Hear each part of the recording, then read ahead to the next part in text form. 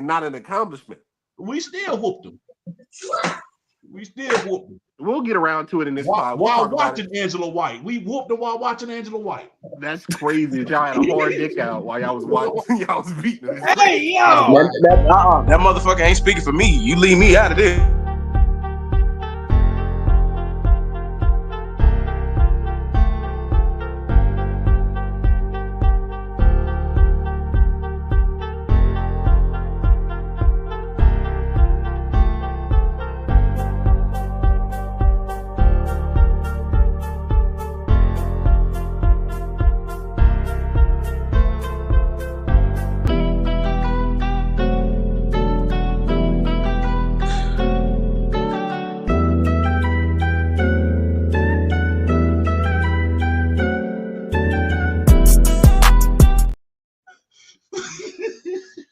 Bro, I swear.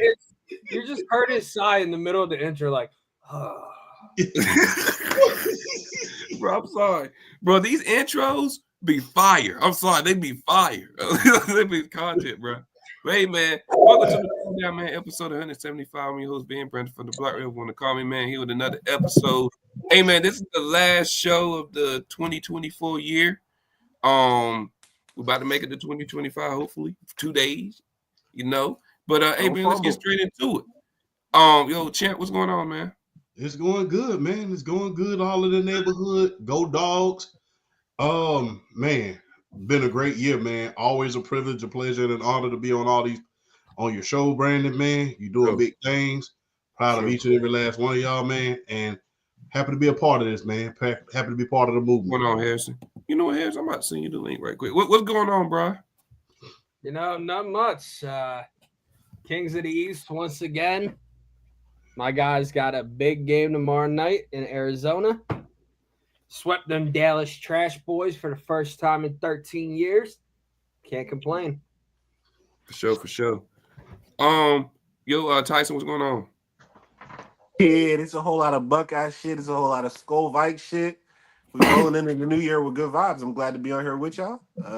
Yeah. Since we talking shit about sweeping niggas, get the brooms out. Go Pack, go smelling real cheesy out this motherfucker. Real nasty. Get them boys up out of there. I said for you, no pack, no. No pack, no. See, now that pack was going. I was puffing that shit all afternoon, smoking that pack. It was crazy. It was rolling. That's wild. And B.O., what's going on, man? Man, nothing much, man. Life is good. I cannot complain. Man, let me tell you something. Falcons Twitter's been going nuts today. It's been crazy. It's been so wild. But outside of that, though, but honestly, though, man, I can't complain. Life is good, man. Shout out to you for doing your thing. It's always a pleasure getting on here, cutting up, talking football with y'all, man. Let's get to it. I'm ready. All right, let's get it. Hey, man, Tyson, we're going to start with your team first, bro. We're just going to get that out the way, man. The Vikings beat the Packers 27 to 25. Hold on. Harrison, what's going on, my boy? Nothing much, my boy. I mean, nothing else to say. Almost 2025. I mean, yes, sir. Can't wait for that.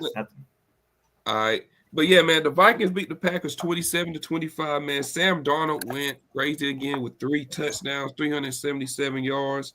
Jetta's been in Jetta's again, 92 yards, 8 receptions. Naylor had a good game with a touchdown. And Addison, 69 yards, 6 receptions with a touchdown. I just want to hear from y'all, man. I know this caption says, the title says, who's the best team in the NFC? Is the Vikings the best team in the NFC?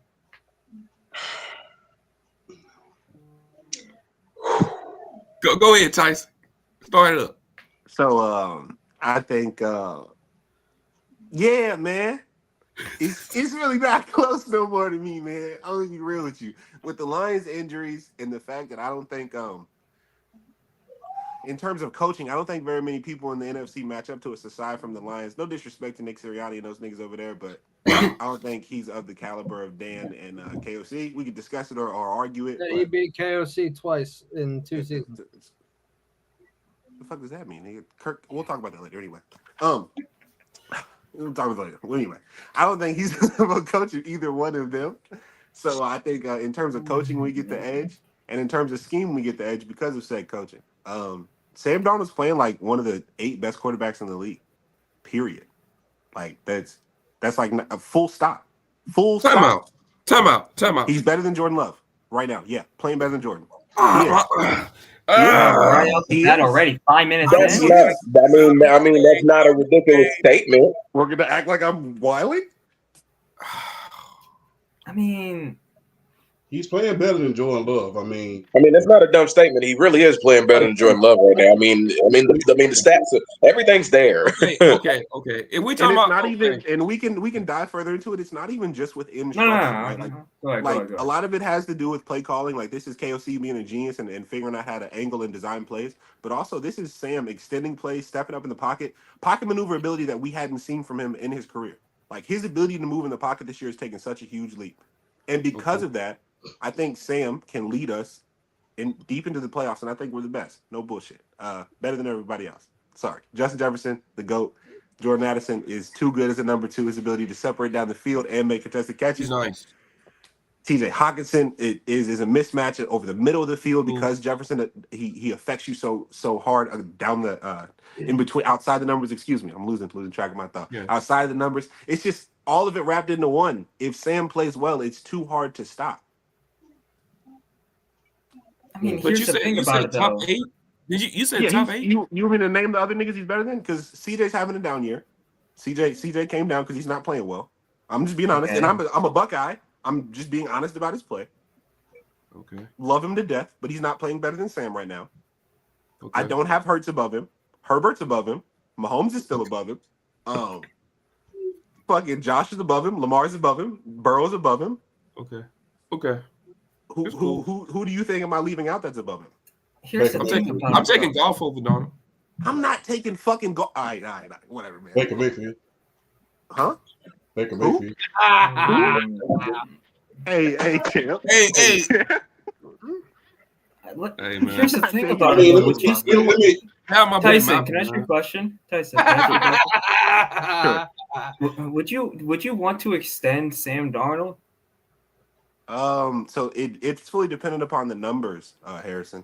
So if the numbers begat it, right? If Sam comes back for a 40 million, right? The number I'm hearing right now is 52. At 52, no. I don't want Sam back at 52. If he's going to demand 52, we can't do it. But if he comes back at 40 for a 2 to 3, that's fine because JJ's only 21 years old. JJ's not an older quarterback like a Jaden Daniels or someone along those lines. He's only 21 years old. So 2 years of Sam Darnold doesn't set back his timeline very far. Okay, so you're saying for like a 1 year deal next year? Two to 3. Oh, 2 to 3. 2. Okay. Yeah, 2. Yeah. But Champ, do you think the Vikings the best team in the NFC?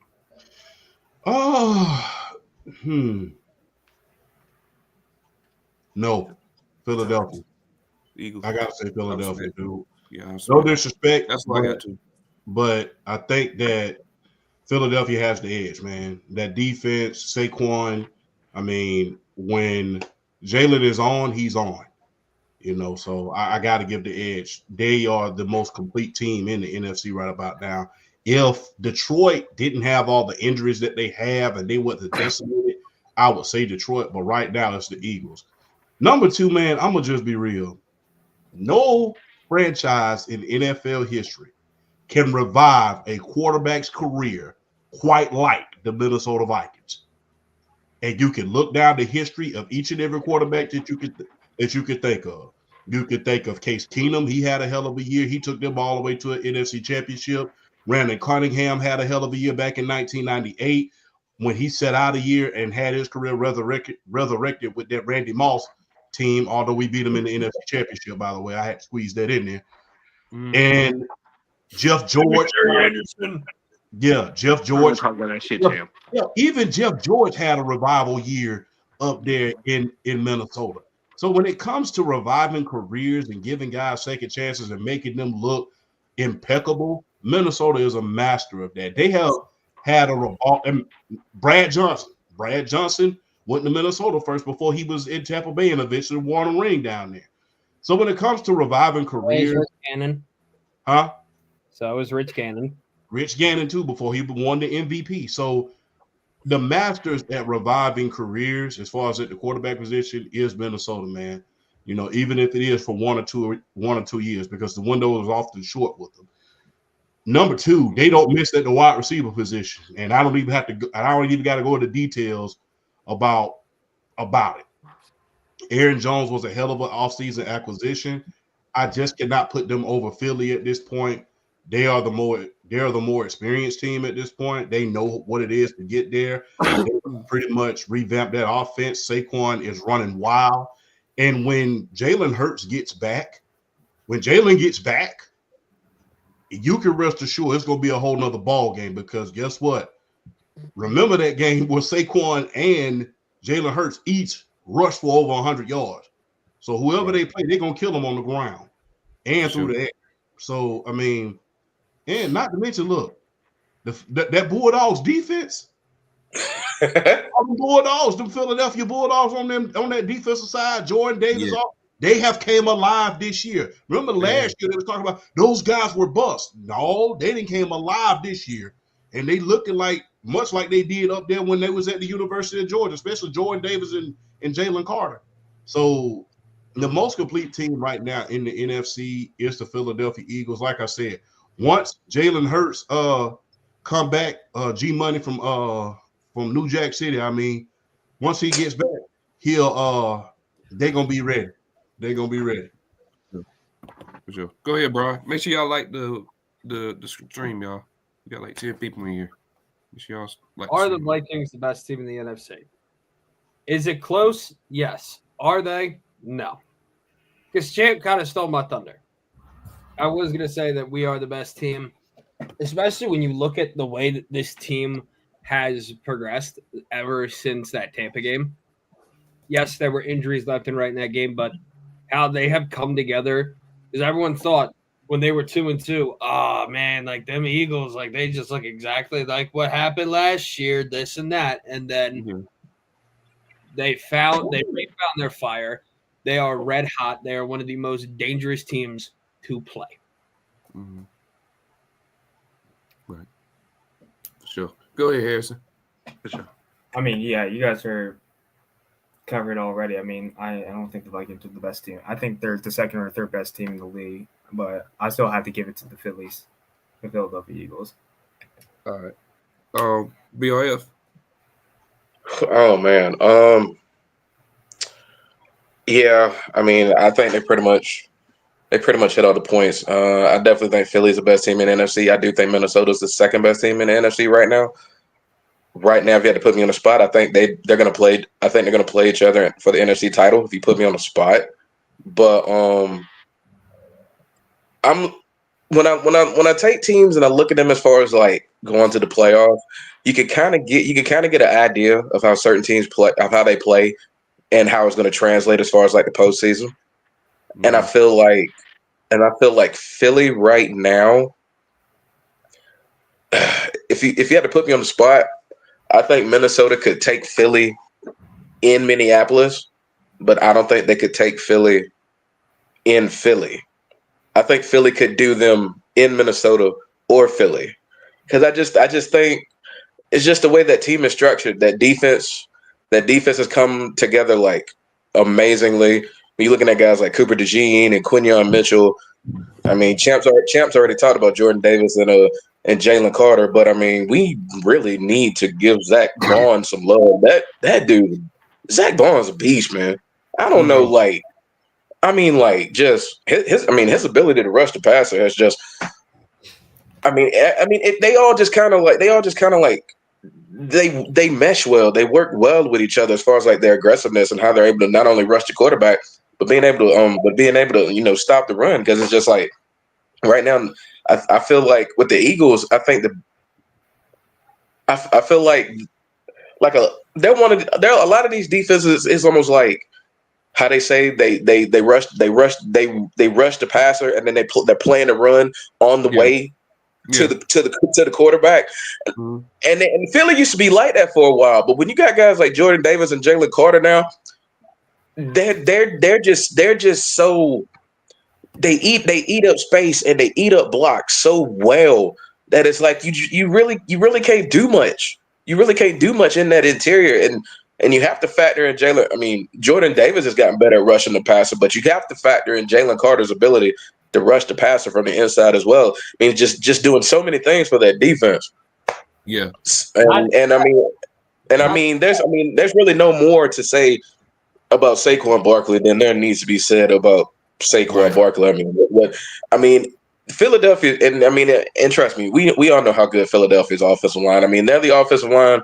They make a good running back great, and they'll make a great running back legendary. And Saquon Barkley is having a legendary season. I mean, 2005 yards. I mean, he's got 2005 yards going into this last game of the season. So and honestly, I think he's going to get the record if they play him enough in this last game. I mean, will they? Will they? We'll see. But right now, I'm gonna go Philadelphia. The gap's not big because the gap's not big because I definitely love what the Minnesota Vikings are doing right now. The gap's not big, but I'm gonna go Philly right now. Okay. Also, another thing. These are reasonable takes. Another thing we haven't also talked about is Zach Vaughn and the impact that he's had on the defense. One of the most, if not the most underrated signing of the offseason, because Zach Vaughn was just another one of the New Orleans scraps that we picked up, and he has really played well in that linebacker position because we haven't had a really good linebacker like that since TJ Edwards. Right. Yeah. What's going on, Maddie? No, it was good. What's up? You think the Vikings the best team in the NFC? Hell no. What? Oh wow. Okay. I mean, if we're being completely honest, like if we're looking at Philadelphia's roster and the way that they've been playing throughout the entire season, their records are awfully similar. Both Philly has 3 losses, Minnesota has 2. So I mean, you could say Minnesota's got 1 more win. That's cool. Looking up and down. Sure. Wait a minute. Is there something going on in the background? My sister's having a sleep. Yeah, we can hear you. Oh, all right. They just loud as hell here. So no, they Was just it loud that as hell funny? here. Was it? Could y'all hear That's it that crazy. clearly? I couldn't even hear it that clearly. I just heard something. in the Yeah, background. I couldn't hear I that. heard it Clearly. like very minute, but it wasn't like Yeah. Okay, no. Chance and Harrison they're just giggle louder in like person. they can louder hear in a person. secret got told in the background or something. This is I don't know wild, why bro. no, Hey. he's laughing like one of them anime girls, like I was like, well, what I missed? No, That's crazy. But yeah, looking man, at fuck Philly's the Eagles roster for real. from- Fuck Broad. Okay. Here we go. Go ahead, man. remember what happened the last time we played in the NFC Championship? I don't. I got a short-term memory. You feel me? I did a lot of acid in high school. Can't remember much. Yeah, it's called you went up early 7-0, and then we What? scored you 38-0 to win. 7-0. We went up early. Get the hell out of here, man. We scored 8 touchdowns. Don't act like we did something of significance. You won the game from beginning to end. Fuck you. Hey, man, I'm keep glad you going, bro. brought that bullshit. All right. Yeah, so looking at the roster from top to bottom, I mean, they got the better quarterback. I would say Philly, I would lean towards their receiving core over Minnesota's Jefferson. Receiving core as a whole, Tyson. Yeah, Who's your wide receiver 3? Who cares? Oh, okay. All right, sure. I mean, who's your wide receiver 3? Jalen Naylor. How much is that? He's got like 6 touchdowns on the season and 5. Whatever. Continue. I don't want to interrupt your time. Go ahead. No. It's all good. Philly's got the better tight end. Philly's got the better offensive line. Obviously, they got the better running game, running back overall. They got the. I mean, I'm not going to say that they got a better defense. Philly's got a better defense than Minnesota. I've been saying Minnesota's the best defense in the league for a minute now, but I would lean towards trusting Philadelphia in a playoff setting way more than I trust this Vikings defense in a playoff setting. Just because of how unproven. It's just like, oh wow, talent. No, just how unproven this Vikings team is. I think like there's Harrison Smith, who's been a good player for a minute. Other than that, like, I mean, correct me if I'm wrong. There's nobody really on that defense that has consistently been one of the upper, guys in the league for their position. And that's not going to try. And hey, they can prove me wrong. It's just I feel safer trusting what Philly has over there, especially in the secondary with a guy like Kenyon Mitchell out the gate looking great. Cooper DeJean out the gate looks great. Darius Slay has been good this year. Reed Blankenship, he's a good player. Yeah. I see that. Zach Bond, Nakobe Dean. And secondary. Yeah, I don't know if I agree with this point a lot. I'm gonna be honest with you. Are you just saying that because you're a Viking fan? I just feel like he was just leaning on the idea of like shown success, and now we're talking about Quinyon Mitchell in the playoffs and Cooper DeJean in the playoffs, niggas who have never played a playoff game. Here's the thing. I just don't know. I feel like we lost you. You lost your logic, is all I'm saying. I mean, out the gate though, like they've shown to be elite. That's what I'm saying. But you were just saying you didn't trust the Vikings players because they hadn't shown to be elite players over time, and I just feel like 13, 14 games is okay, fine, all right, sure. Yeah, I mean, sure. I mean, there's a difference between being mediocre.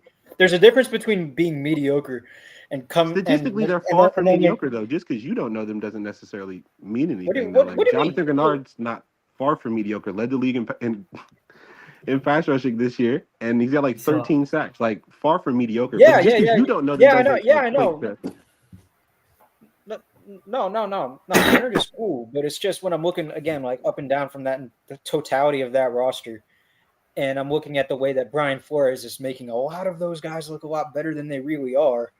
And meanwhile, I'm seeing these two young DBs in Philly, DeJean and Mitchell, out the gate looking elite. And I'm going to trust that more than a guy who I've seen be a mediocre player for their entire career. And then when Brian Flores makes them look a lot better than they really are, You're saying that in reference to who? I'm trusting the guys who are elite day one. So who are you saying that in reference to though? Like who was mediocre before Brian got a hold of him? Well, Andrew Van Ginkel, I would say he's a lot better than. I think he was a really good player last year. Like I think he had like no, he was cool. But he wasn't doing what he was doing this year. No, that's just I'm not gonna turn this into a me versus you 20-minute argument. But I hear what you're saying, man. All right, y'all. Let's move on, man.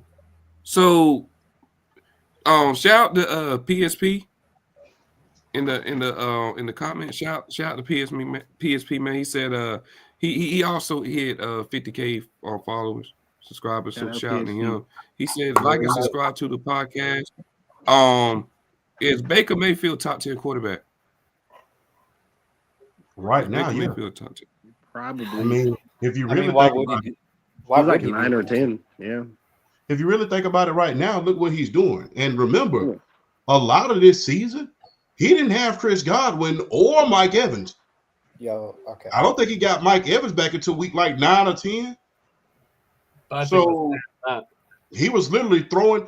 I mean, he's not on Joe Burrow's level, but when you talk about in the NFC, guys throwing their teams into games, Baker Mayfield has been doing just that. And look, I mean, you got to give credit where credit is due. This dude, and I hate that it was at the expense of my Falcons, but the thing is, he was 4-6 at one point in the season.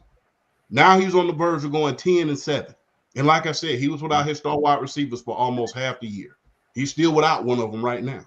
So Baker Mayfield has been doing his thing. I mean, nobody in the NFL the last 2 years has thrown more touchdowns than Baker Mayfield at this point. He's thrown for over 60 touchdowns at this point. So yeah, I mean, he's been doing his thing. So you got to give Baker Mayfield credit where credit is due, man. So hey, I'm pretty sure a lot of teams are kicking themselves in the behind because they didn't take Baker and they didn't take Sam Darnold. But those two guys are definitely proven they was taking that high for a reason. And Baker about to win, I think this is his second division title.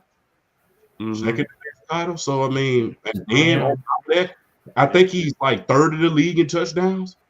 He got more touchdowns than the reigning league MVP right about now. So, I mean, hey, man, I salute Baker Mayfield because I know people gave him a lot of flack coming out of Oklahoma. You know, the Cleveland Browns said they needed an adult in the room. And you know how that, and you see how that is going right about now with everything like that. No, I'm not going. No more pipe bombs, but you see how that's going right now. So Baker Mayfield and Sam Darnold are definitely proving the reason why they were taking top 4 in their draft class. Baker Mayfield's on the verge of making an All-Pro and making another Pro Bowl and taking this team to a division title. So All-Pro. Well, I said on the verge. Don't sit around Oh, here. all right. My fault. That's my fault. Don't be trying to sit around here. No, all right, shit. My bad. All the outrageous shit you be saying. You want to try to try me? Don't do that. No. Wait. But we're talking about top 10 though. Like we overall, or just this season? Because like no, it's this season. Rest of this season. This season he is top 10. And the thing is this. Who expected overall? Like he really don't got a case to be top 10. I'm not gonna lie. Overall, I would say this. With what he's been given and how he's been doing to go from where he was to not doing anything at Carolina to becoming a journeyman to now finding a home in Tampa Bay. And you got to remember, he was like one play away from the NFC Championship last year. Yeah, pretty much. He was one play away from the NFC Championship last year, and he didn't have half the weapons that Jared Goff has. He didn't have the defense that Jared Goff has. Yeah, fuck Jared. So yeah, he's better than Jared Goff. So the thing is this: if you do that with the talent that he has now, and like I said, he's missing his other star wide receiver the entire season. Like I said, he started from 4-6. And like I said, we give Joe Burrow all the credit in the world from doing that. But when Baker does that, he's not top 10. He's doing top 10 things this year. He's also 6 foot, so he's like a midget. So we hate on him because he's short. I mean, look, man, Let's be real with you, bro. You can't say that. You can't say the M word anymore. No, you you gotta can't say the that. M-word? What's wrong with you? The M word. I'm the oldest man on here, and I know it. Stop doing that. You gonna get us? Now it's little person. I have to say little person. Yes, you can't say that in public no more. Y'all are lucky I'm PC. Excuse me, little person. No, you're not. All right. Hey, I will say this though. Karen's not in here, but shout out to Mike Evans. He's a dog. I don't care what anybody says. Mike Evans a dog. Shout out Mike Evans, man.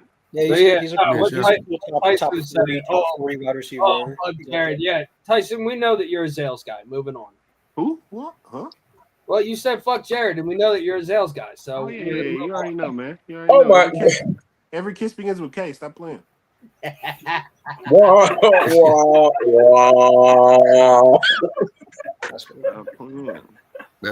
That's wild. All right, y'all. Let's move on, man, to another game.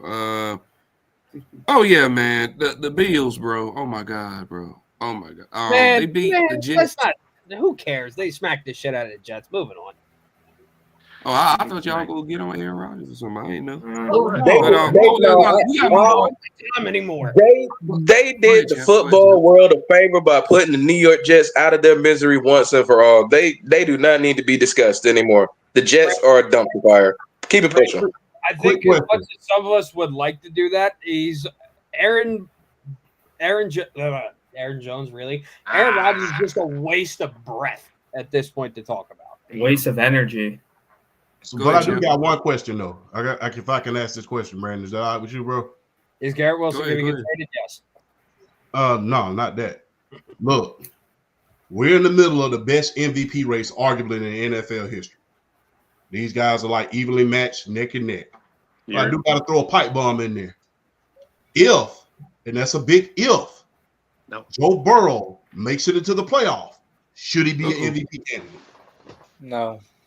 If they make the I'll say this: if they make the playoffs, should he be an MVP candidate? Make the playoffs. I'm still not considering it. Candidate, sure. Win it, hell no.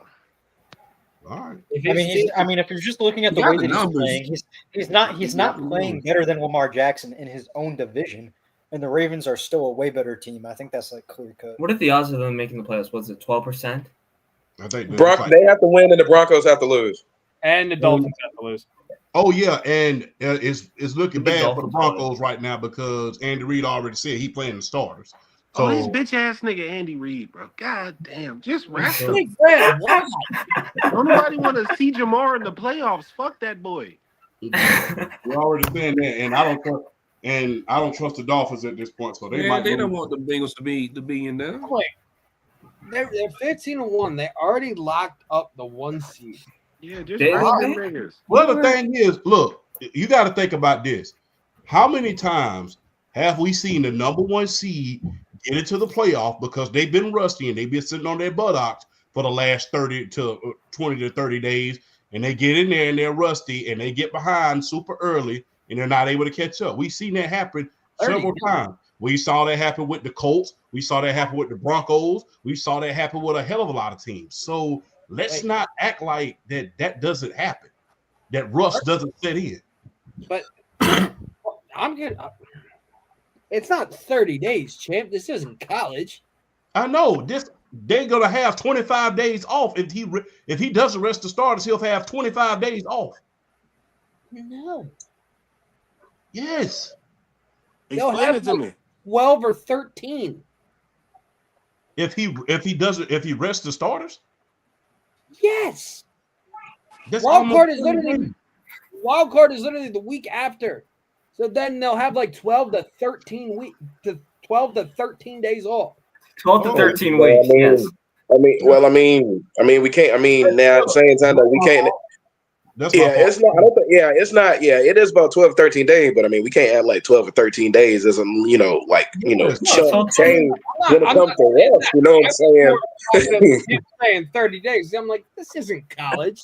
That's my fault. I players mess up, but Players mess up. players mess up too. But the thing is, Put that in there, didn't back you? to Right the there? lecture at hand. All right, Day. We've seen a lot of teams get that number 1 seed. They sit on their behinds, and guess what? They get in the divisional rounds. They come out flat, and they end up getting beat. And how would that work for the 3-peat? You come out there flat after like 2 weeks of rest, and then guess what? You get beat. Especially if you get beat, especially if Joe Burrow sneaks in there, you get beat at home. How's that going to look?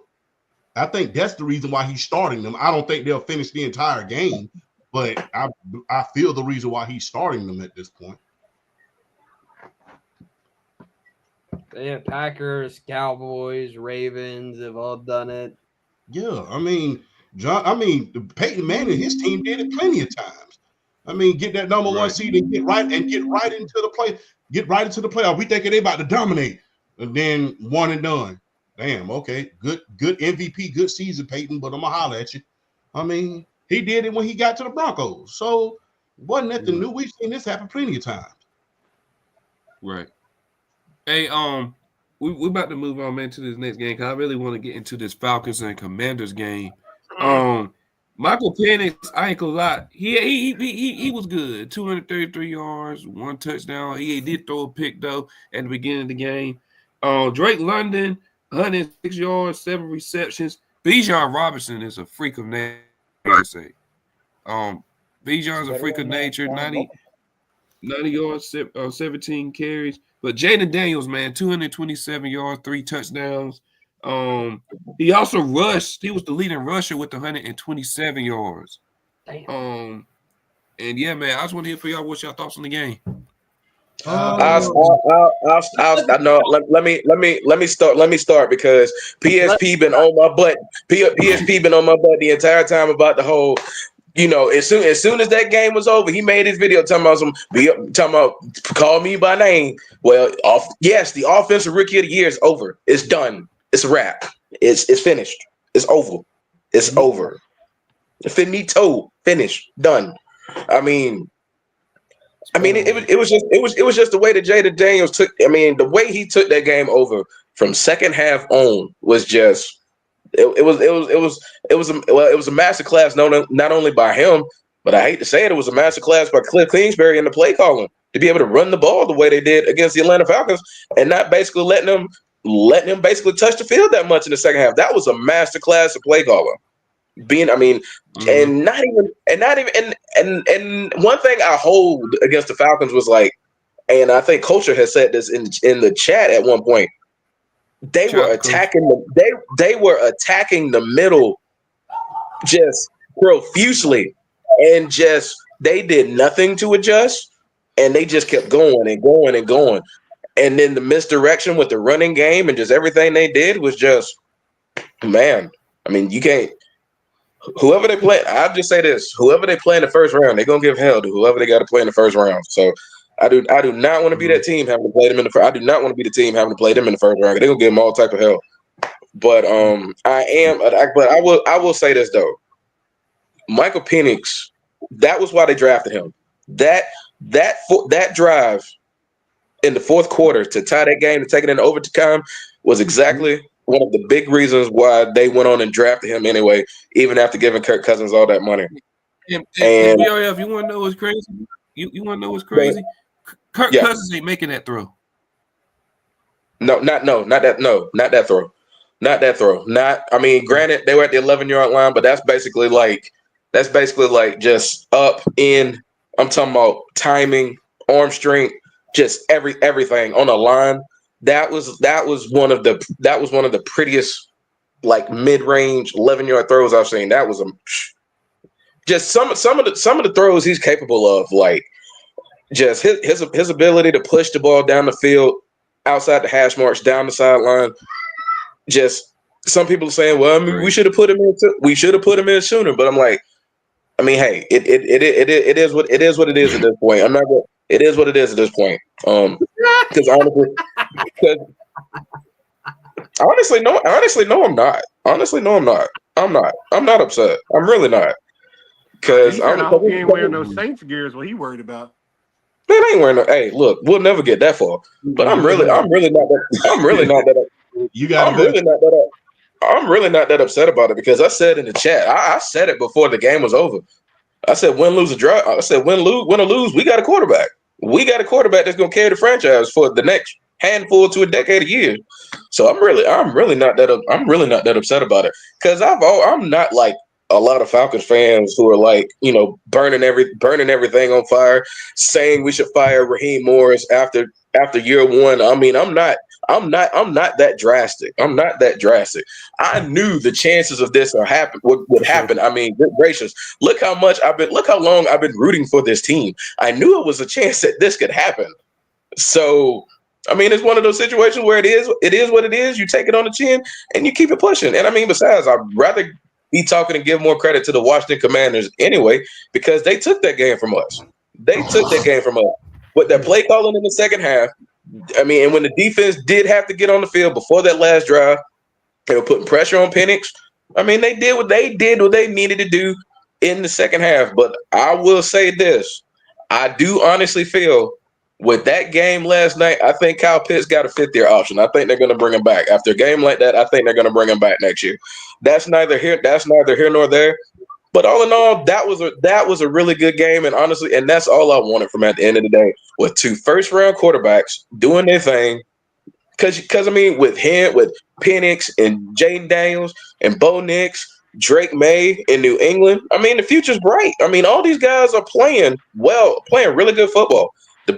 That's honestly and it's shocking. And honestly, it kind of shocking a lot of people, because like, I don't know. It's just, I guess they didn't expect this class to really just get the ball rolling like this. And Michael Penix Jr. being that last domino to show that, hey, I can ball too. This might turn out to be a pretty good ball class 3, 4, 5 years down the road. Joe, there's one more domino sitting in the hospital bed getting his mind together. Oh yeah, talking about JJ McCarthy. We ain't seen how he's done yet either. We ain't seen how he's done yet either. Yeah, we got one more. Hey. Yeah, no, that was a hell of a throw by Penix, but they should have never put themselves in that situation in the first place. Because what the fuck was that snap on 1st and goal? Yeah. Let me just run the. Oh shit! I mean, Drew Dolman's been one of the best centers all year. That was just random from him. I don't know. Yeah, I don't know what that was. Go ahead, champ. They tried to get too cute, and they should have done that. Yeah, hey, champ, go ahead, bro. I was about to say the same thing. And the great words from someone famous. Atlanta. I expected some stuff like this from you, Riff Raff. So I'm just gonna say this, man. Look, number one, am I happy to see that we have a quarterback? Yes, I am. Am I disappointed in this year? Of course. We started the year 6-3, and down the stretch, we're fighting for a playoff spot. We're fighting for it. I mean, it's like do or die. Hey, and Coach Morris is lucky you about one thing. You're lucky you in year 1 in this happening and not year 2 or 3. Because, yeah, some heads might have rolled if this was in year 2, but I digress. I will say this right here. Bijan doing a hell of a job, man. A lot of those pieces that we got are coming together. We are able to see what they're capable of. Let's hope we win next week. But Coach Morris, look, I understand why you didn't call the timeout. I get it. Because you wanted as much less time on that clock because we just couldn't stop Jaden Daniels. And look, what a shot by Cliff Kingsbury. I'm thinking that he's finna come out here and air it out like a ceiling fan. This dude, I mean, came out and just turned back the hands of time and started playing Marty Schottenheimer football. Rest in peace, by the way. He literally kept the ball like the last 2 quarters. I mean, the last 2 quarters, he kept the ball. So, big ups to Cliff Kingsbury, man, doing this thing, man. As far as the rookie of the year, man, Jaden Daniels, you got it.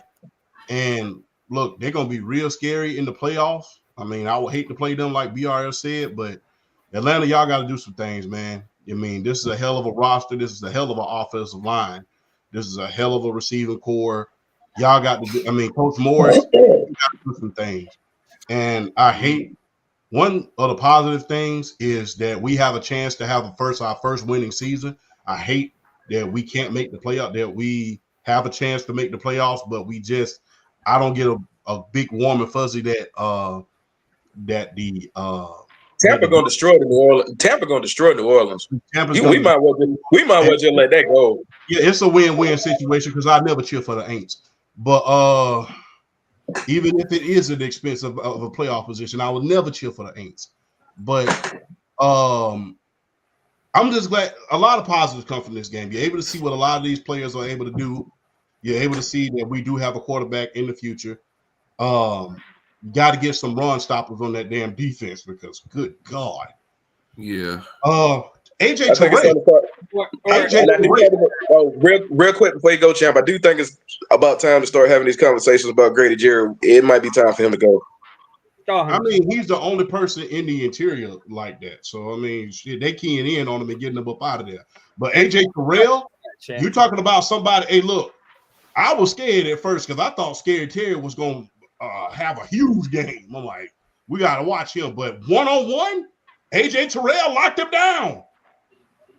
So, I mean, it's a good thing that we signed him to a long-term deal. So, I mean, he is a top 10 corner in the game. So. He is a top 10 corner in the game. But also, Chip, the question is like, what? Like they got to figure out. I don't know if it's the offense coordinator that they need to change, but they need to change something in that offense because the only thing that I can say about that game is the pigeons pigeoned. That's the only thing that I can say. Hold on, let me finish. They were up 17-7 at the half. They were dominant in the first half. Then the offense got stagnant, didn't help out their defense whatsoever. So this quote-unquote elite Falcons defense got gassed and was fried up and cooked throughout that second half. They'd never been elite. Yeah, I agree with you. But the thing is this. Once we lost that ball, we never got it back during the course of the third quarter. We never got it back. And my thing is, you keep the ball the whole quarter. Guess what? You could put the 85 Bears out there. What defense is going to hold up for 1.5 quarters? We touched the ball one time during that third quarter, one time. Then during the fourth quarter, I was like, damn, we lucky to get the ball back in the fourth quarter. I was real concerned about that after he scored. But there's a lot to be concerned. I think one thing that Coach Morris and that offensive staff has to do, when you see something working, work it. You saw Bijan doing his thing. And it seemed like the first 2 times that they stopped him at the line, the first thing they said, we're going to abandon the run. No. Bijan is a generational running back. You got to run him. And you still have and let's give a hell of a lot of credit to Tyler Aguilar because he was running through their defense as well. So when you see something working, keep with it. Don't just back off of it just because it doesn't work a few times. If you see Bijan getting into his groove, keep him there and keep feeding it. And you know, hey, and that'll set up the play action real good. Hey, as far as Michael Penix Jr., if you put film by him and Warren Moon in like 1992, they look just alike. Oh wow! If you put film, go and put film. Warren Moon was a righty.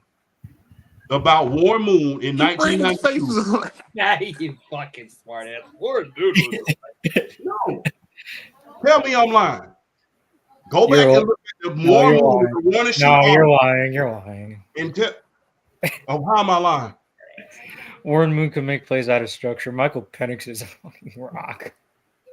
The disrespect. Man, please. The disrespect. Man. It's true. Damn, dude. Man. Damn, dude.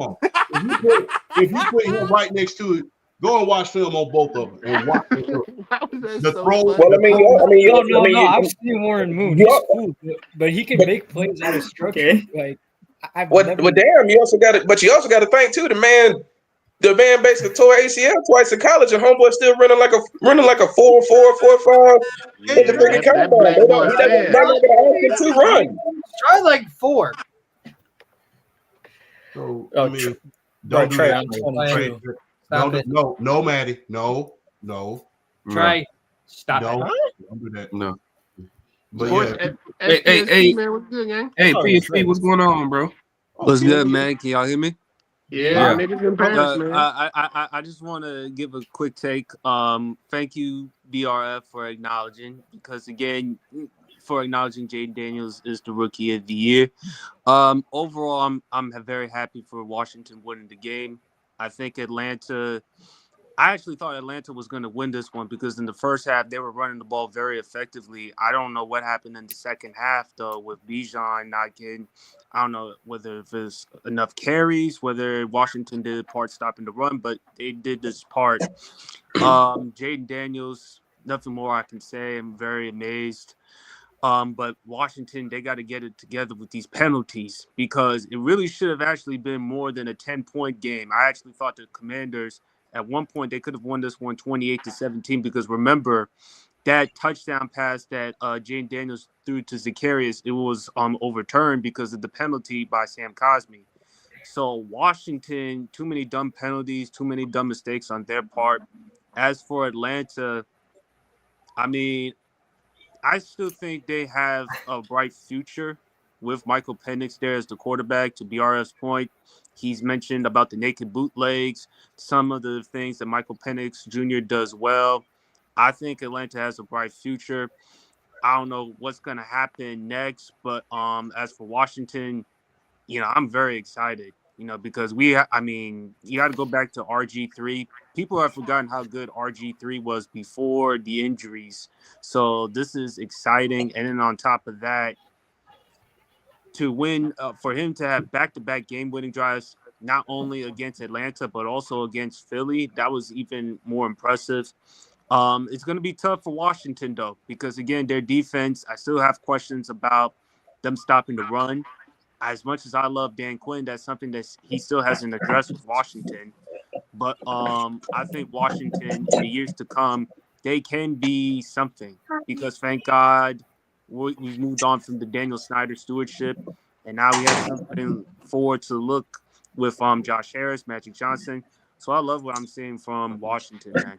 So nothing but burgundy and gold in DC. y'all going to Club Rose tonight, right? Yeah. Oh yes. All right. Yeah. I after that game, I spent the night drinking some Angry Orchards, some red wine, man. Hey, I deserve it after everything this team has put me through for so long and dealing with Dan Snyder, the worst owner in football. And Broad will tell you how bad the FedEx Field has been for so long. Oh, you mean Northwest Stadium now? Yes. But sure. This is a great day for Washington fans, man. So I'm excited. Atlanta has a future, and I think they're going to go even further with Michael Penix Jr. But the question is, what do you do with Kirk Cousins? Do you cut him or do you trade him? Because if you cut him, they're going to have to. Him, that's $65 million in dead money. If you trade him, it's like 38 million. Well, but here's the thing though with Kirk Cousins. I mean, even though he's being a really good professional as far as Michael Penix is concerned, at the end of the day, he gonna want his money. He's not gonna let them trade him. He's gonna force them to cut him. So Atlanta's probably just gonna have to pull a Denver and eat that money and keep it pushing. No, Right. Well, here's the thing. I know Kirk Cousins' father, and from what he's told me, is that it's like Kirk already has that guaranteed money, and he's donating to like a ton of different places. And a part of like him going to the Falcons was because his family is in the like His wife's from there. So it's like I think like when it comes to the money, it's like it's not necessarily for him. Like he'll take what he could get. Is from what is like the message that his pops is trying to. And another thing, and honestly, I've been seeing some rumblings with him being in Atlanta and with his wife being from there. He just might retire. So we'll just kind of see where it goes. That surprise me. Hey, Champ, you got a good neighbor in Kirk Cousins to hang out with. All right, we can hang out. Hey, Harrison, man, what's your thoughts on the Falcons, bro? Stay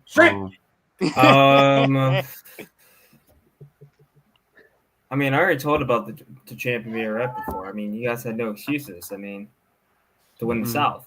I mean, I got no comment. I mean, you should have won it. You had it in your hands.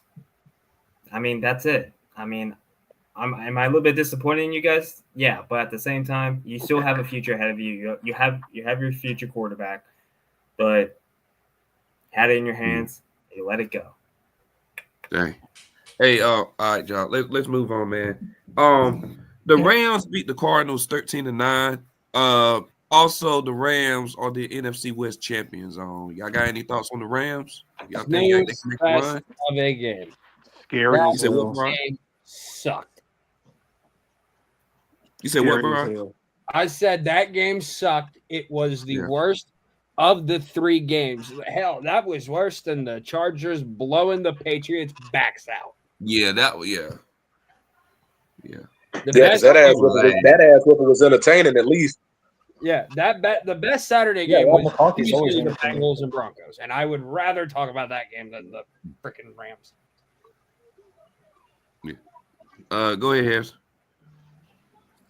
All right, I've been talking to PSP about this, and also to BRF and Champ. I mean, was that game awful against the Cardinals? Yes.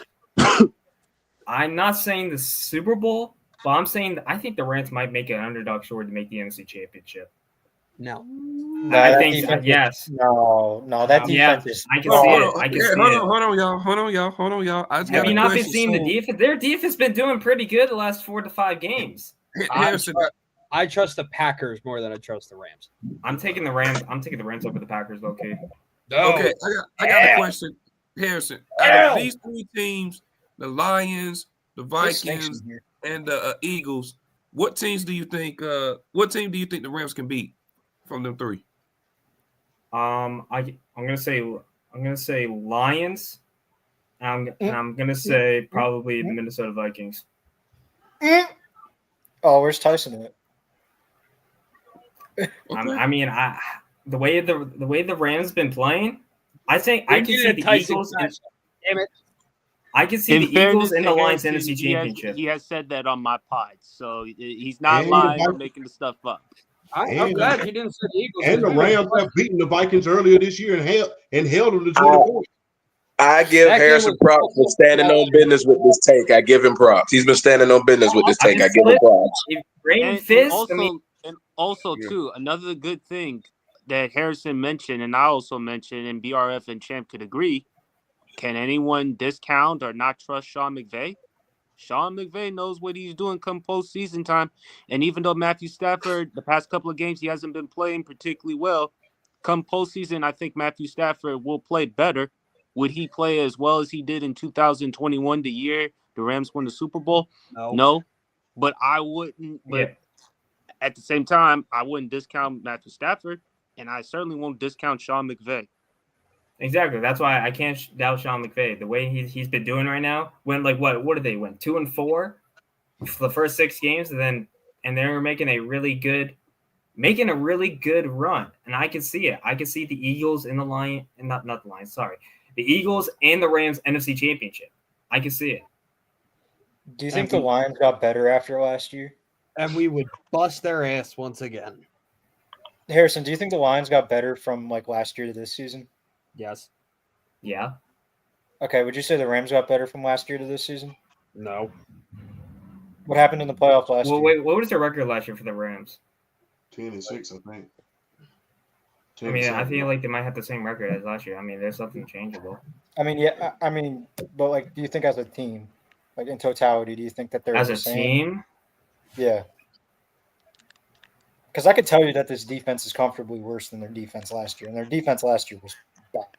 Very much so. Are you talking about like overall like the season, or are you talking about? Like, I mean, the Rams season has been off of like the first like half of the season, but the second half their defense been playing a lot better. Yeah, they have, but they're still worse than the defense last year, right?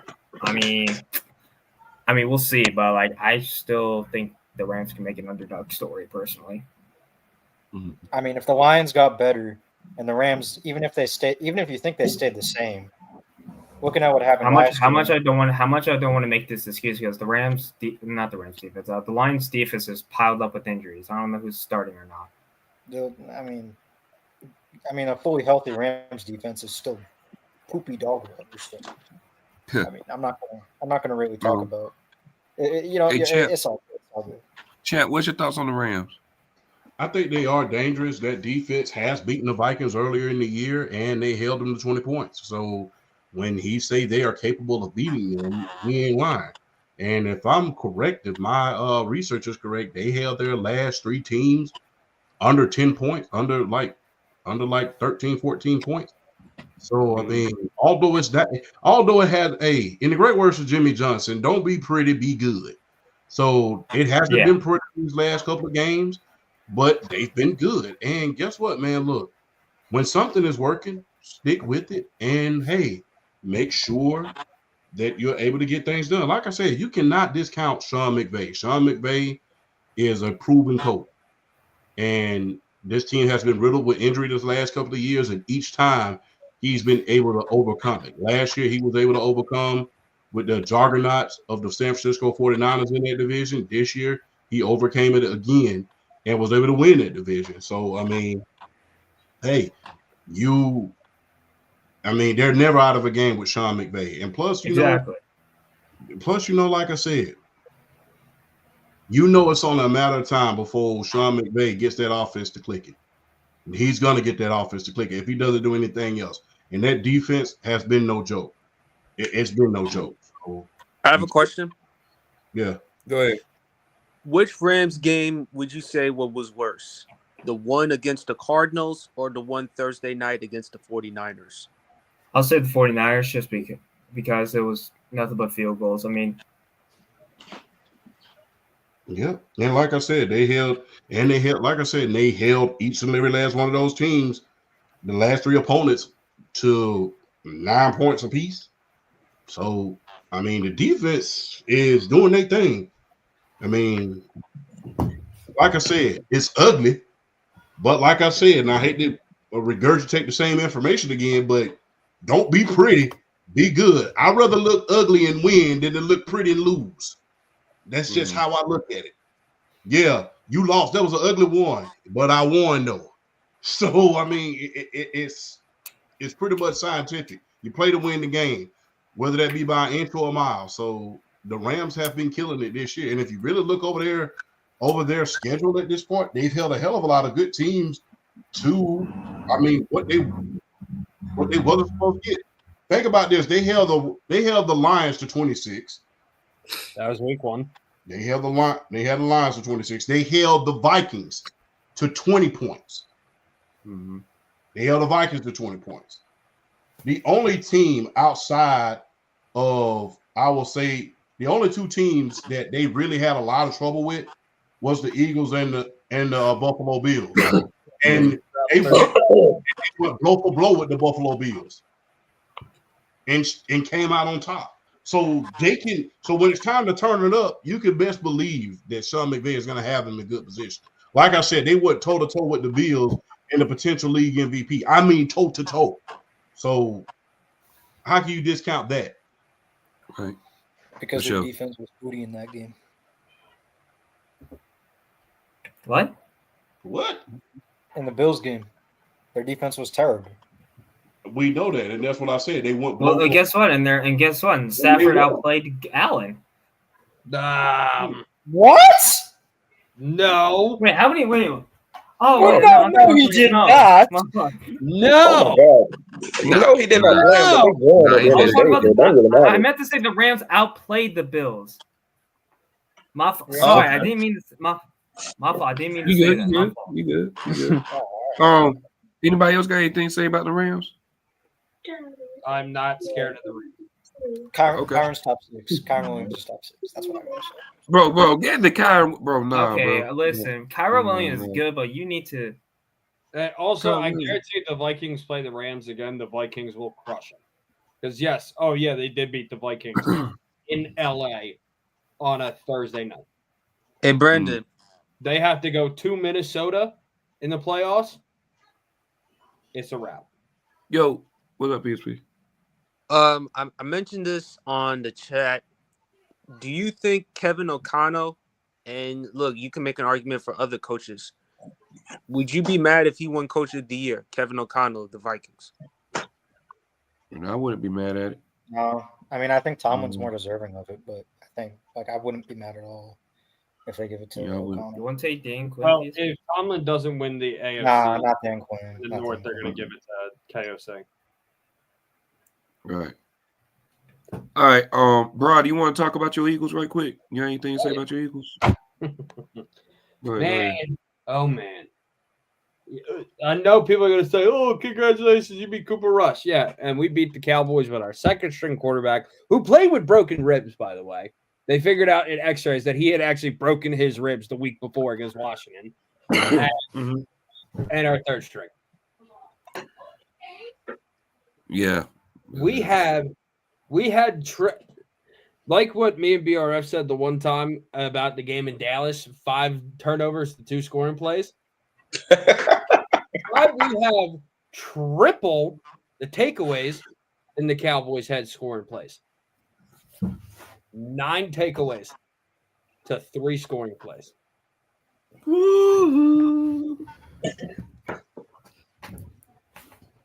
Saquon, 2K, congratulations. I mean, For sure.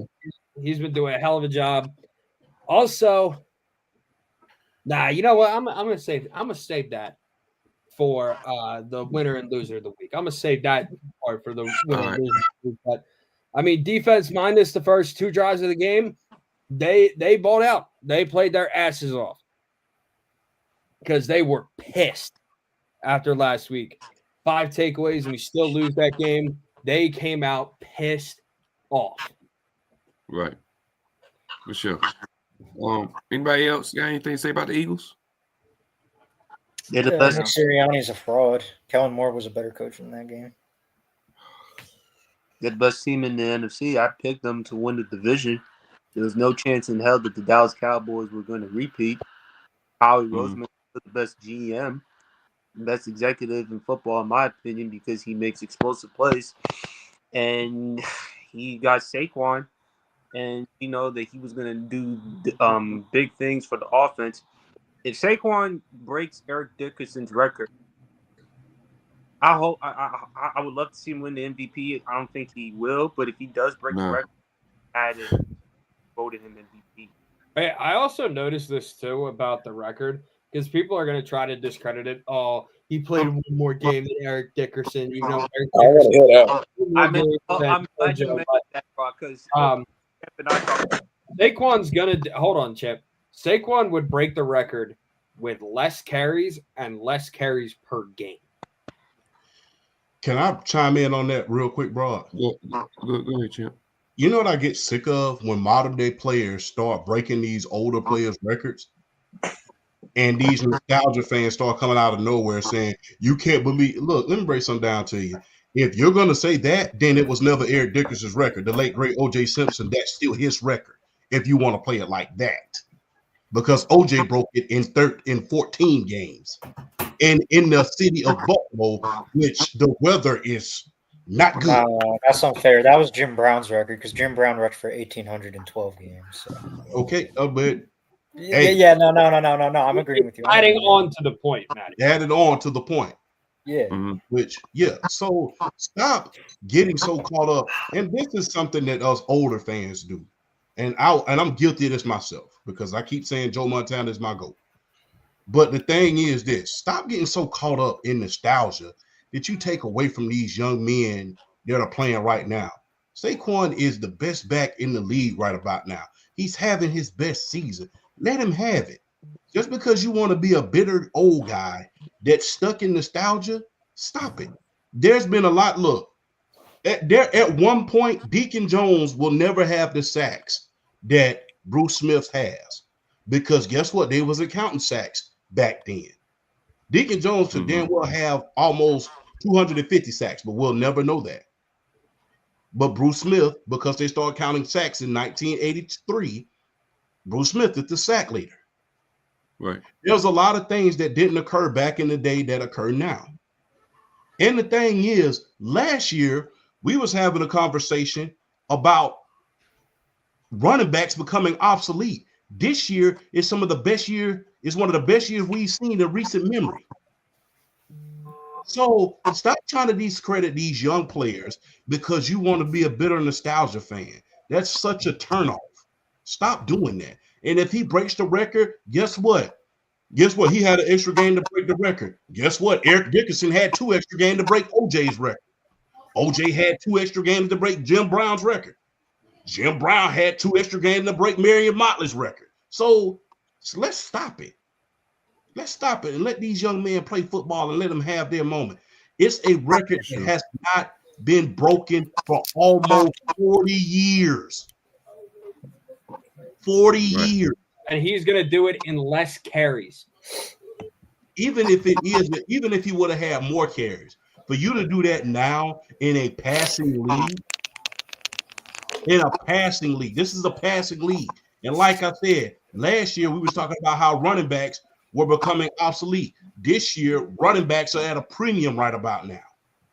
Look how we got guys that are on schedule right about now. We're on schedule right now to have at least not one, but 2,000 yards rushers. Especially if they get Derrick Henry the ball next week.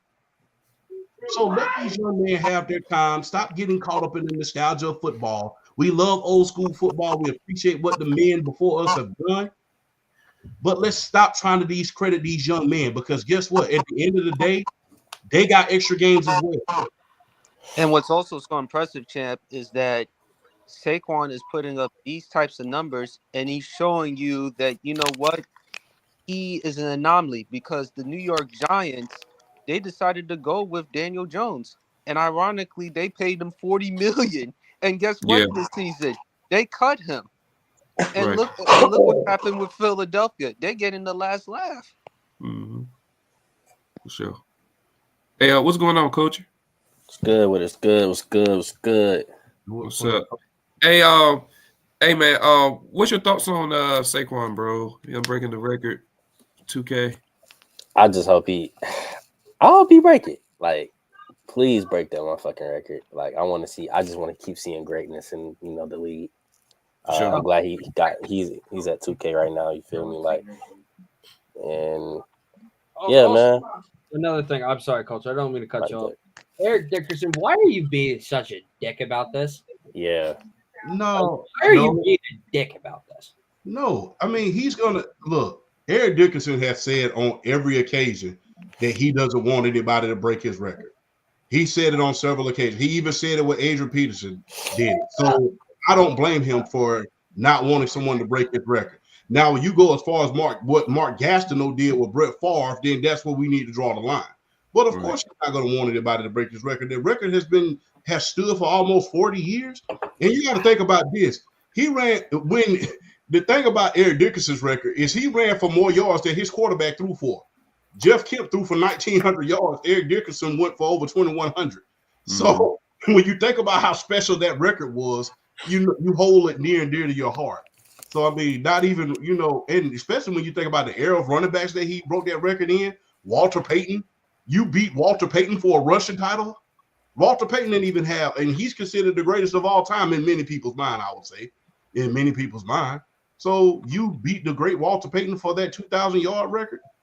I mean, and the thing about that, he still didn't win the MVP that year, which is ironic because we can see the same thing happen this year.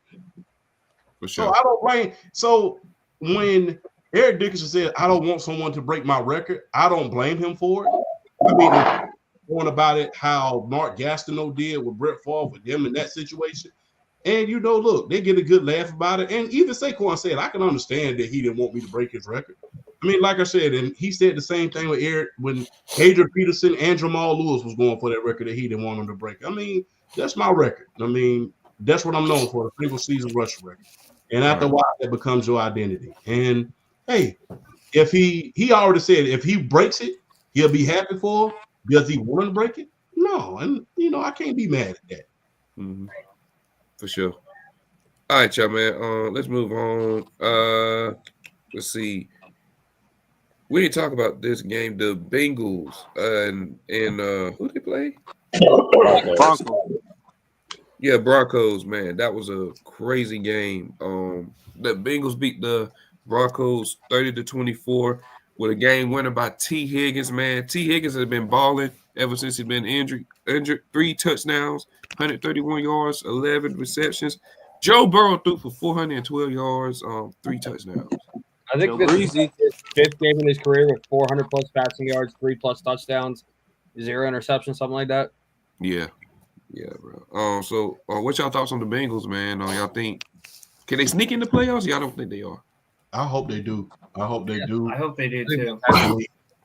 That will Hey, you better you better keep Jamar Chase because Champ has said on my pod numerous times, if I'm Joe Burrow and if I lose both of those weapons, I'm getting the hell up out of here. Oh yeah, if I'm Joe Burrow and you don't retain at least Jamar Chase, I'm as good as Trey because I will pull the Carson Palmer and retire on that ass if you do not make sure that my guys are fine because that, and if you don't know what I'm talking about to the audience out there, remember Carson Palmer retired on him. Right. Because the thing is, because the Cincinnati Bengals were notoriously cheap and didn't want to bring back the teams. They still are. In the playoffs. They still are. TJ Houshmandzadeh broke it down to them. I mean, the water, all the other stuff. So they're still cheap to this day. But they're still cheap to this day. But Joe Burrow is just, man, this is one of the reasons why he's one of the top 3, top 4 quarterbacks in the NFL. T. Higgins, I'm afraid he's going to leave. Not top 3, but I would say 3. Some would say Allen though over Burrow, but I can understand what you're saying, bro. But I think with Joe Burrow, look, man, and to Champ's point, you lose both of those weapons, I'm leaving because I've done my part to help you remain relevant. Other than being in the state of Ohio, why else would I be here if you decide to let go of my 2 weapons? And not only that, I've been on hell's watch because of the offensive line in the past before. At one point, weren't we having discussions, Champ? If they don't protect Joe Burrow, he's going to end up more like a former number 1 overall pick, Andrew Luck. And you saw what the Colts did to jeopardize the career of Andrew Luck. Right. Exactly. Look, you got to sign Joe. You got to re-sign at least Jamar Chase. Now, is it a possibility of you losing T. Higgins? Yes, there's a strong possibility. You can't bring everybody back. But the thing is, you got to do something because if you don't bring Jamar Chase back and you lose T. Higgins, then, hey, you're pretty much ruled out until, unless you hit in the draft. And like I said, there comes a time in a franchise's life where you have to say, look, is this about winning or you just putting butts in seats? And if it's about winning, you'll do everything you can to take it. Man, let me tell you something. Do you realize I love Michael Penix, love him to life, love having him there. But if we had a Joe Burrow, do you realize a lot of teams are still struggling to find their franchise quarterback? Teams have paid quarterbacks and they're still looking for a franchise quarterback. Jacksonville, Tennessee.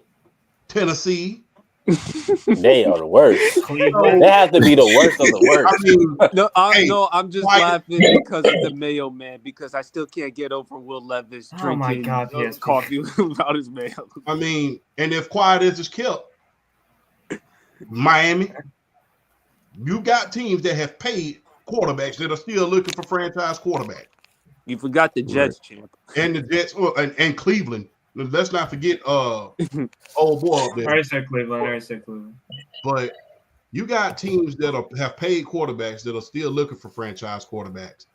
So the thing is this: take care of your greatest asset, man, and make sure he's surrounded. You already. The thing is, and if you really want me to be honest, the Cincinnati Bengals have had good franchise quarterbacks in the past. They've had Carson Palmer. As much as people give him black for it, he took them to the playoff 4 consecutive years.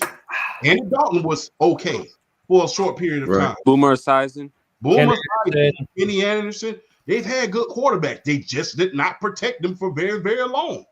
And that's what happens.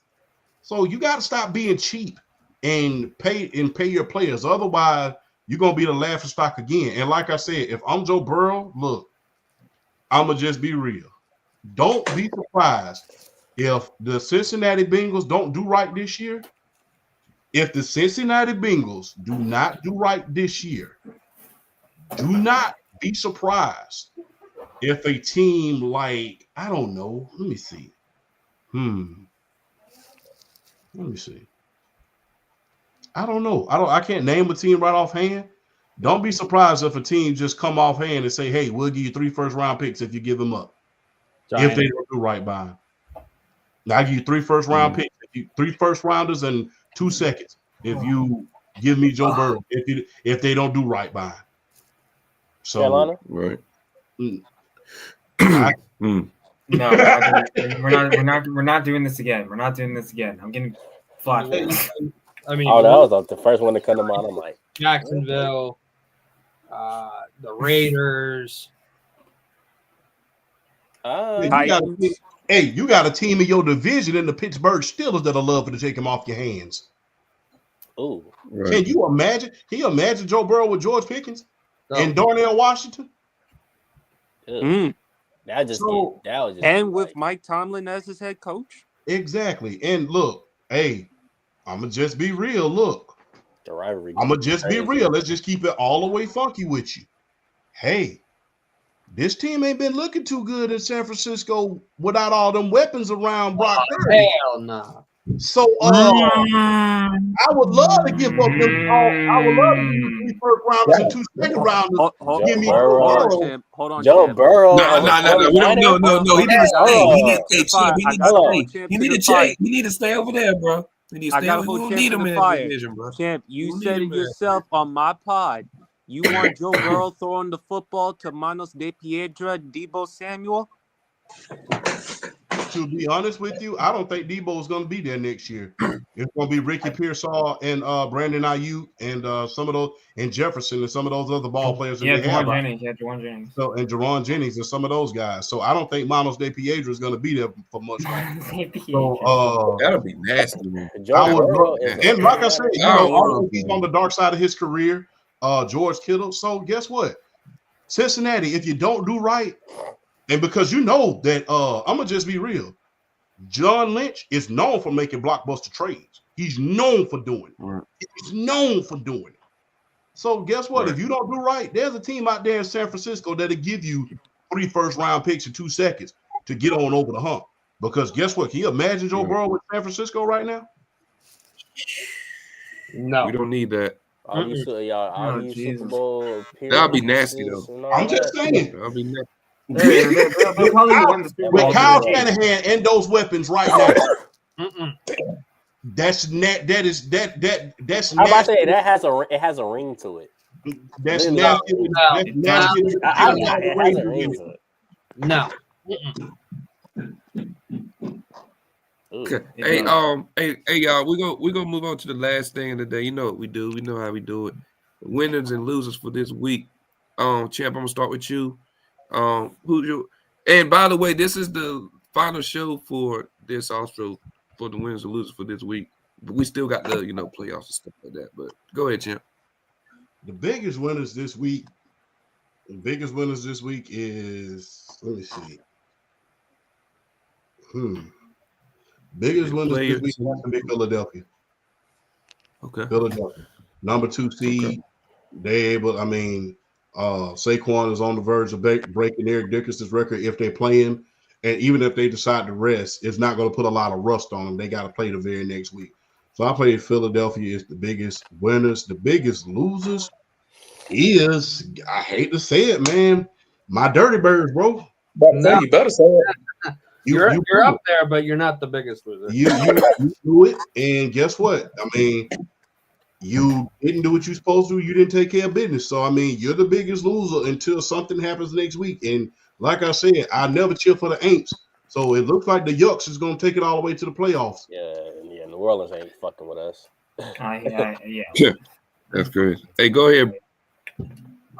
My biggest winners are 2 Philadelphia Eagles. Saquon Barkley becoming only the 9th running back in NFL history to rush for 2K yards, but also the man I said that I was waiting to say for this segment, the other biggest winner of the week. Shout out that boy from Stanford University. That is Mr. Tanner McKee.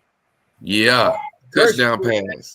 Actually, his first 2 career NFL touchdowns, balling out against the Dallas Cowboys. Shout out that fan, by the way, for giving him back the ball, even though A.J. Brown, that was a bonehead move to throw that ball.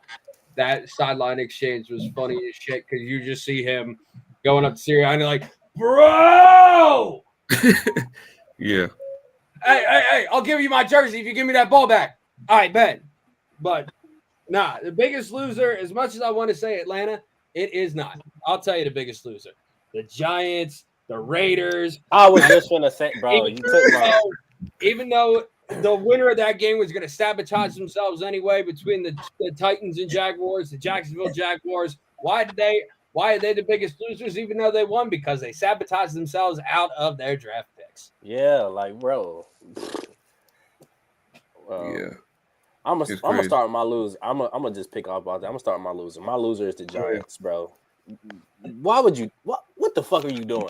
What the fuck are y'all doing? Y'all have the first pick. Y'all need that first pick. Hey, they don't care about that first pick. They don't care about that. Also, y'all do this. Their quarterbacks have been terrible all year, and then all of a sudden, out of nowhere, Drew Gulak decides to drop a masterclass. Yeah. Shout out Malik Neighbors though. Shout out Malik Neighbors though. That dog. Great game. Yeah. But damn, bro. I think Malik Neighbors do want to ball out with Shador. Chill out. Chill out. No, I feel like they should draft Cam Ward. We know that. I like the talent. I like the talent of him. I'd rather take it. Listen, I've been saying about Shador. We'll see what happens with the Giants. Listen, it's kind of like what you want for dinner. And steak and lobster it's better than steak and lobster as opposed to chitlins and pig's feet. And my winner, it get cold like Minnesota. Cold like Minnesota. Yeah, I'm gonna go Minnesota. Why Chet look at me like that? Why you look at me like that, Chet? Nah, I got Minnesota, bro. Minnesota, they balling out, bro. For sure. It was balling out yesterday. For sure. And man, what a season for Sam Darnold, man. Let us see it. Let us see it. Glad he didn't fold. Yeah. Go ahead, Harrison. Winners and losers for this week. Real quick. Yeah. My biggest loser. That's the one the player that we traded away for a 7th and Jonathan Mingo, and we got 4th out of it. I got to give it to Jonathan Mingo. I think he's by far one of the biggest losers ever, even though he hasn't touched a field yet. And I'm glad that Dan Morgan just fleeced the absolute crap out of the Cowboys. My biggest winner. I gotta give it to the Rams. I gotta give it to the Rams. I gotta give it to the Rams. All right. I would pick the fucking Rams. Oh boy. Go ahead, BRF. God damn, Harrison. He loved the Rams. He's been consistent, bro. He loved the Rams. I gotta give it to him. He loved the Rams. All right. Okay. So Also, big of the week Broncos, because they've lost like 3 in a row. They were in prime position to make the playoffs, and now they're in a position to royally fuck up, and it's hilarious. Right. Go ahead. Sorry, BR. all right. So okay. So if I have to go with like biggest winner, I would honestly my biggest winner of the week is probably Sam Darnold. Just honestly, he just what he's been able to do this year, and this game Sunday, what another 377 yards and 3 touchdowns. I mean, the dude's been on one this year. I mean, what more can you say about Sam Darnold? And even though everybody's all biggest loser, Atlanta, I get it. I'm giving Drake London some love. First career 1,000-yard season. I'm giving the homie some love because he's balled out. He's definitely been one of the bright spots for us this year. So I'm definitely going to shout him out and give him some love. Biggest loser. Hey, everybody's talking about the Giants for winning that game, and I completely understand that. Indianapolis Colts, you still had a shot to make the playoff. I mean, do we blame the New York Giants for going out balling out like that if the Indianapolis Colts finna come out there looking like garbage juice? I'm just saying. I mean, I get it. The Giants did sabotage the number 1 pick, but if the Indianapolis Colts are gonna just not show up, I mean, what is there to do? I mean, y'all. Come on. I mean, Colts, y'all. You're heavy favorites against the New York Giants, and then you let Drew Lock just come out and absolutely roast you for 4 quarters. And Malik Neighbors, don't let Malik Neighbors get a good quarterback next year, because I can only imagine what he's going to do next year if he gets a better quarterback on that team next year. I could just imagine, because his future is so bright. But yeah, I get it about the Giants and the Raiders and winning games and sabotaging, but a team like the Colts who still had a shot to make the playoffs and to go out and lay that type of egg, nah, you ain't getting no pass from me. It's the Colts, because to give up 45 to the New York Giants the week after they only scored 7 points, man, come on, bro. Right, for sure. Go ahead on PSP real quick. No, I'll keep it real quick for you. Obviously, winners got to be my Commanders. First time we clinched the playoffs since 2020. Jane Daniels, offensive rookie of the year. Just giving this team hope. 11 wins this season. Can't say nothing more. I don't know what Broad is showing on his phone. 49ers up 7-0. Oh, okay. Yeah, 49ers up. Oh, 49ers. And then, of course, Dan Quinn. He definitely belongs in the conversation for Coach of the Year, considering what he has done for this team, because last year they were the second worst team behind Chicago. Losers, people bring up the Colts. It's one team in that division, and that's the Houston Texans. They got embarrassed by the Baltimore Ravens. It's one thing to lose, but to get embarrassed on national television against the Ravens, and especially with Beyonce performing at that halftime show, and CJ Stroud. Look, I love CJ. I still believe he's the best quarterback, but boy, his game has regressed, and he was throwing more ducks than Nathan Peterman. And that it's got to be pretty bad, man. It's got to be pretty bad in Houston. I believe CJ Stroud will be better, but that's my losers. For sure. All right, y'all, man. Champ, any last words before we head out? Hey, man. Always a privilege, a pleasure, and an honor to be on the Throwdown, man. And look, Happy New Year to each and every last one of you guys, man. I'm proud of each and every last one of you guys for everything that you have been doing and everything you have been accomplishing. All the schools you've been going to, all the shows you've been putting on, all the followers and subscribers that you got. Culture, keep on with that good music, man. And look, man, y'all keep up the good work, man, because guess what, man? We are the future. Y'all are the future of this business. I'm old, so y'all are the future of this business. So, I mean, hey, one shock me to see one of y'all on that television one day. Just have me as a guest just one time, and I'll leave it alone. Yeah. I'm gonna see one of y'all on there, man. And Culture, man, keep doing a good job. PSP, all of y'all keep doing a good job, man. I'm very, very proud of each and every last one of y'all and the progress that y'all have made this year. Remember, this year coming up is progress. Don't regret. Right. For sure. Go ahead, Brian. Man, 2024, it was a good year. I'm excited to see what happens in 2025. Entering my last semester college. So I'm going to be grinding out to get that degree in May. Can't wait. But, Happy New Year, boys. Love y'all. But Saquon, let's go break that record. And also, go Birds. And we are, baby. Let's get that win tomorrow night. Yes, sir. Go ahead, Coach. Yeah, man, it's been a pleasure, fucking with all y'all guys, man, all year, My birthday is also this Thursday, the 2nd. Yeah. So, Yeah. I will be 23 years of age. And and tomorrow, the Blueprint podcast, we will be having our last show of the year. And our last show will be our first ever Blueprint Podcast Award show. So, everybody tune in, everybody, go subscribe to Blueprint every Tuesday at 8:00. And also shout out. I didn't get to say this on the winners and losers, even though we lost last night, and I didn't really get to talk about us.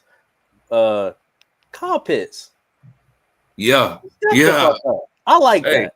Yeah. He really came through, and we lost, but he came the fuck through, and I love it. I heard he was a bust though. That's what I heard. But go.